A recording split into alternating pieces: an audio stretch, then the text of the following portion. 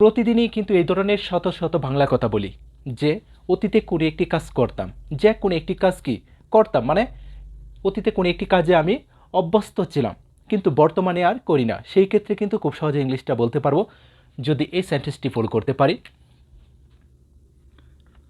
I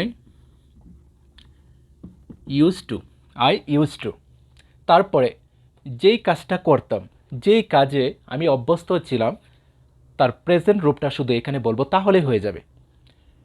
I use to catch fish.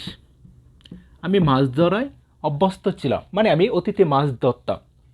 I use to catch fish. আমি অতীতে কি মাছ ধরতাম, বর্তমানে আর মাছ ধরি না। সেই ক্ষেত্রে বলবো I use to catch fish. আমি কি মাছ ধরায় অভ্যস্ত ছিলাম। অথবা I use to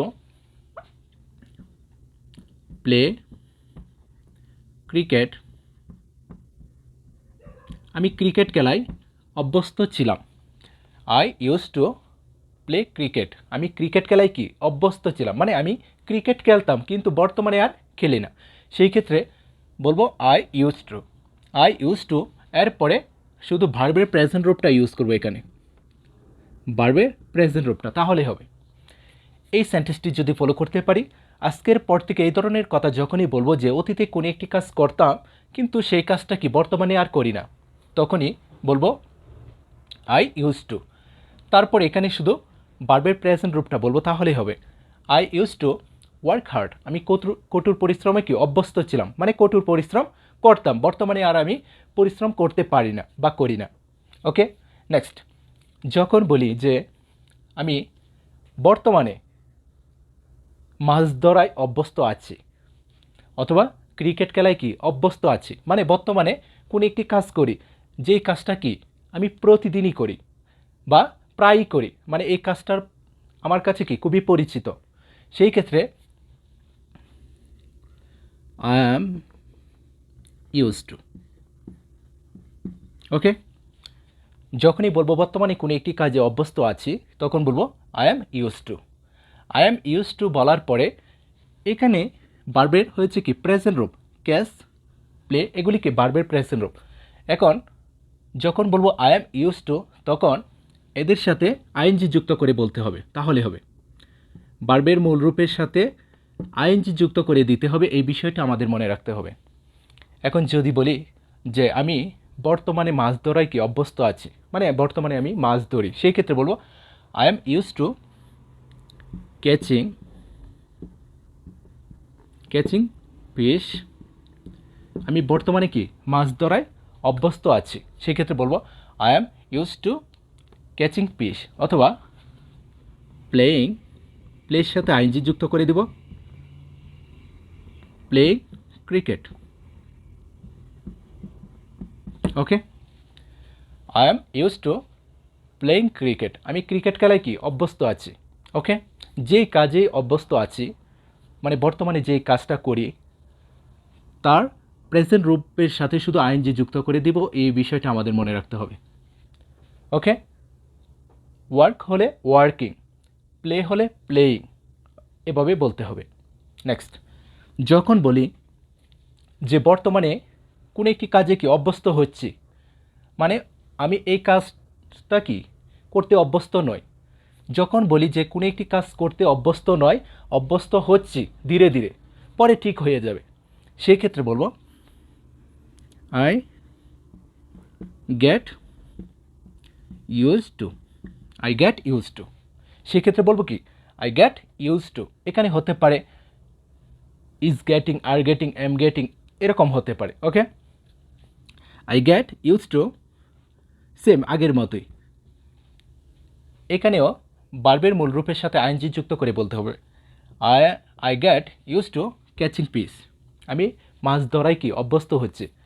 I get use to catching fish. আমি মাছ ধরায় অভ্যস্ত হচ্ছে।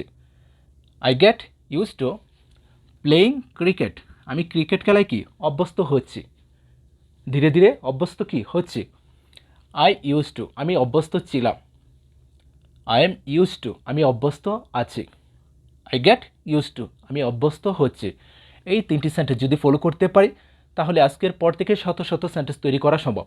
এখানে তুমি হয় ভার্বের মূল রূপের সাথে আইএনজি যুক্ত করে বলবা, না হয় কোনো একটি নাউন ইউজ করবা, তাহলেই হবে। যে কোনো একটি নাউন হতে পারে অথবা ভার্বের মূল রূপের সাথে আইএনজি যুক্ত করে বলবো। ওকে, এই 3টি সেন্টেন্স যদি ফলো করতে পারি, এই 3টি নিয়ম যদি প্র্যাকটিস করতে পারি, আজকের পর থেকে সহজে কিন্তু ইংলিশটা বলা সম্ভব। তুমি এখানে ভার্বের প্রেজেন্ট রূপ ইউজ করবা। ইউজ টু এরপরে হবে কি ভার্বের প্রেজেন্ট রূপ। এখানে হতে পারে এম, ইজ, আর, এদের যে কোনো একজন হতে পারে। ইউ আর ইউজ টু, তুমি অভ্যস্ত আছো। হি ইজ ইউজ টু, সে অভ্যস্ত আছে। আই অ্যাম ইউজ টু, আমি অভ্যস্ত আছি। ওকে, তারপর এখানে ভার্বের মূল রূপের সাথে আইএনজি যুক্ত করে বলতে হবে, অথবা কোনো একটি নাউন ইউজ করতে পারি, যে I am use too hot weather, আমি কি গরম পরিবেশে কি অভ্যস্ত আছে। সেক্ষেত্রে বলতে পারি এখানে I am use too hot weather, I am use too hot weather, অথবা কোল্ড ওয়েদার, আমি ঠান্ডা পরিবেশে কি অভ্যস্ত আছি, ঠান্ডা পরিবেশে আমি অভ্যস্ত আছি। সেই ক্ষেত্রে বলতে পারি I am use to cold weather, hot অথবা কোল্ড, কোল্ড ওয়েদার, আমি ঠান্ডা পরিবেশে অভ্যস্ত আছি। আর যদি বলি যে আমি গরম পরিবেশে অভ্যস্ত হচ্ছি, তখন বলবো I get use too hot weather,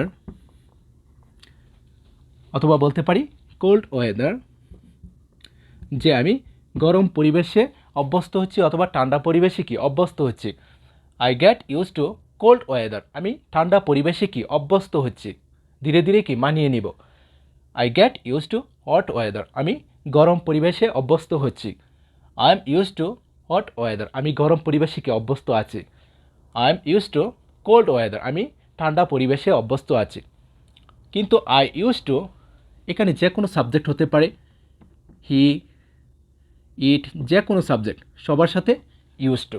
ওকে, এখানে হবে ভার্বের প্রেজেন্ট রূপ, আর এই দুটি সেন্টেন্স হবে কি হয় ভার্বের মূল রূপের সাথে আইএনজি যুক্ত করে বলবো, অথবা কোনো একটি নাউন বলবো, তাহলে হবে।